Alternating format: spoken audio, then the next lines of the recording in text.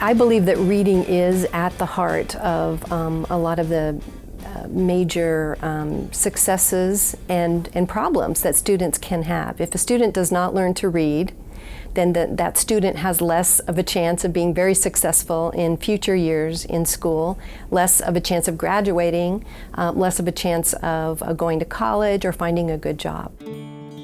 The center engages with schools, so we're bringing together the knowledge that's here at the University of Minnesota and taking it to schools in real practical application settings.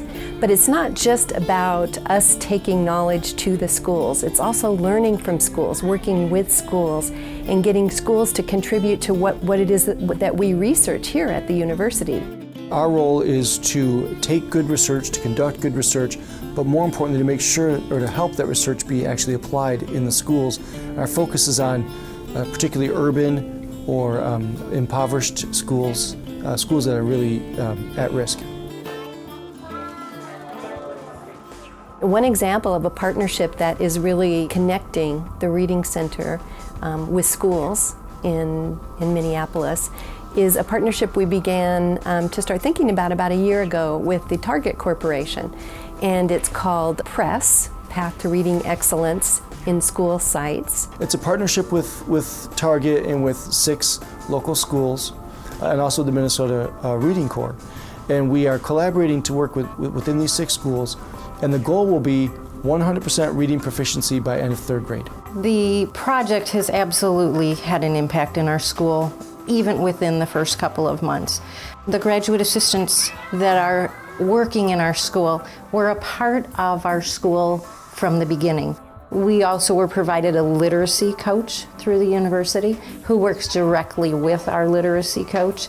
That's been really powerful. I've got almost 60 teachers in the building, so I had one literacy coach. Well, one literacy coach trying to support all of those teachers just wasn't enough.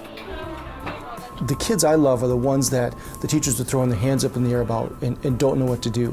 It can include kids who are, have learning disabilities, English language learners, whatever. My job is basically I go to a school and I say, give me your worst kid. Now when I say that, the teacher has 2 immediate thoughts. The first one is, that's a terrible thing to say about a kid. And the second thought is a kid immediately comes to mind. When I say worst, though, I do that on purpose because most of the time, or at least often, those kids who are really struggling learners tend to have behavior problems too. And so when I say give me your worst kid, I'm doing that on purpose to say, I want the kid whose learning has reached such a severe point that they're acting out and we're seeing behavioral difficulties.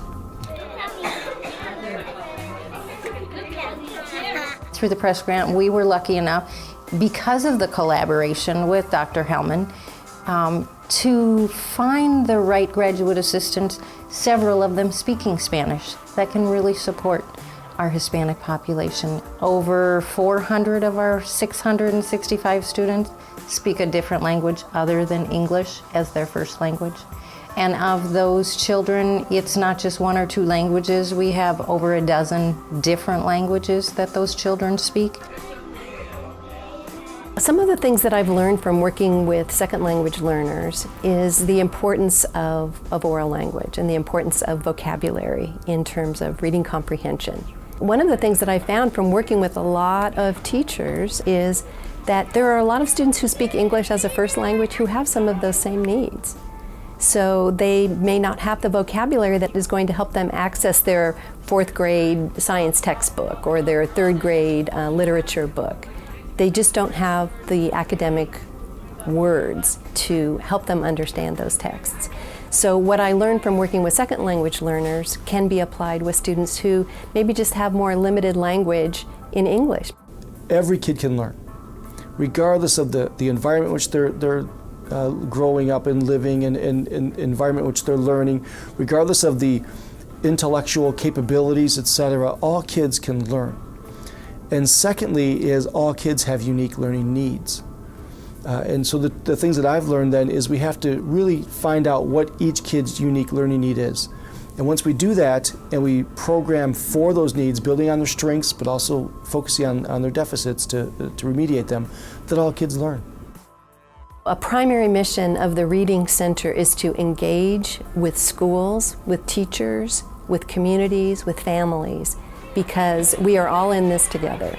We work with our collaborators, and it's very important that we're constantly taking in and giving at the same time. We are a university that wants to make a difference, to engage with our community, and show positive results in student achievement and in teacher abilities to meet all students' needs.